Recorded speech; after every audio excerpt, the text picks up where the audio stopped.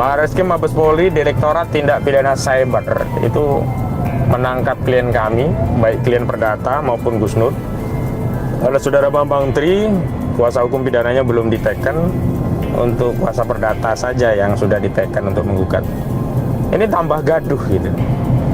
Sebab mau alasan apapun, penangkapan ini pasti masyarakat menyimpulkan ini terkait gugatan yang diajukan oleh Saudara Bambang Tri. Kalau Bambang Tri tidak menggugat, ya nggak ada penangkapan ini. Tapi ketika menggugat, ya ini jadi masalah. Ya saya tidak tahu ini kenapa kok bisa seperti ini ya. Makanya tadi ada 46 kalau nggak salah penyidik dilibatkan, saya bacakan dalam press conference.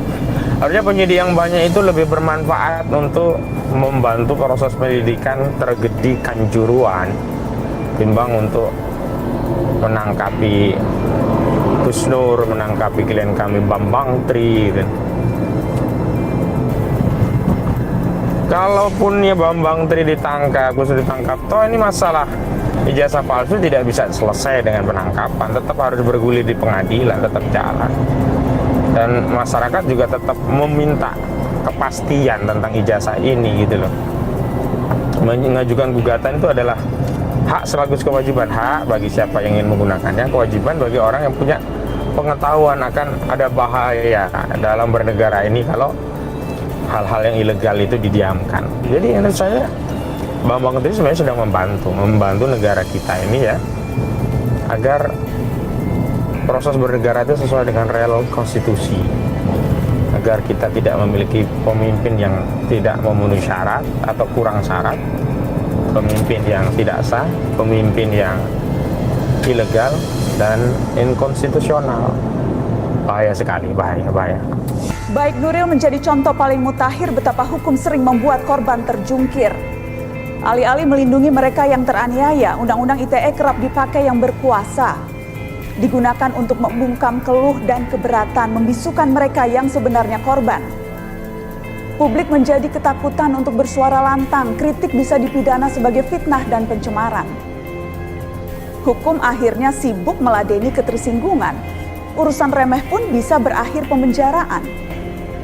Inilah produk hukum pasca reformasi paling jahil, pasal karet yang membuat penegakan hukum menjadi degil. Yang diuntungkan pasti para elit dan yang berharta, yang punya kuasa menikmati dan memakainya. Celakalah mereka-mereka yang tidak punya daya. Jika diam diinjak, saat bersuara masuk penjara.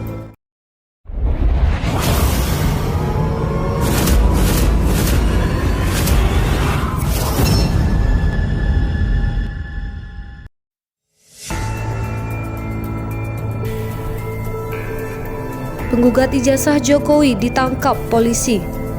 Penggugat ijazah palsu Presiden Joko Widodo Bambang Tri Mulyono ditangkap tindak pidana cyber Barreskrim Polri.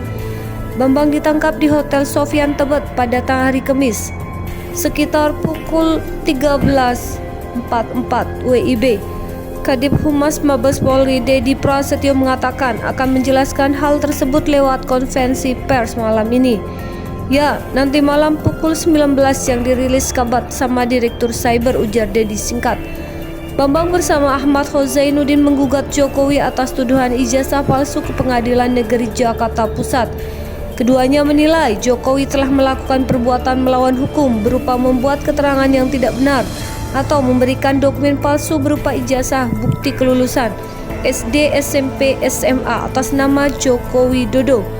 PN Jakarta Pusat juga diminta menyatakan Jokowi telah melakukan PMH berupa menyerahkan dokumen ijazah palsu yang berisi keterangan yang tidak benar atau memberikan dokumen palsu sebagai kelengkapan syarat pencalonannya untuk memenuhi ketentuan pasal 9 ayat 1 huruf R Peraturan KPU nomor 22 tahun 2018 untuk digunakan dalam proses pemilihan presiden dan wakil presiden periode 2019-2024.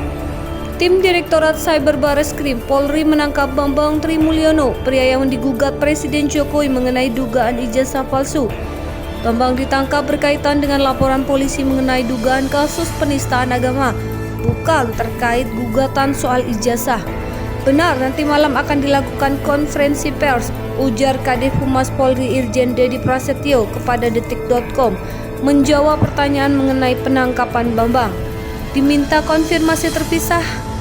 Dirtip Cyber Bareskrim Brigjen Asep Edi Suheri mengatakan Bambang ditangkap karena adanya laporan polisi terhadap yang bersangkutan berkaitan dengan penistaan agama.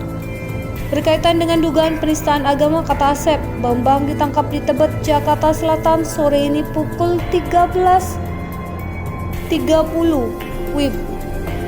Sore ini pukul 15.30 WIB, Bambang ditangkap di sebuah hotel.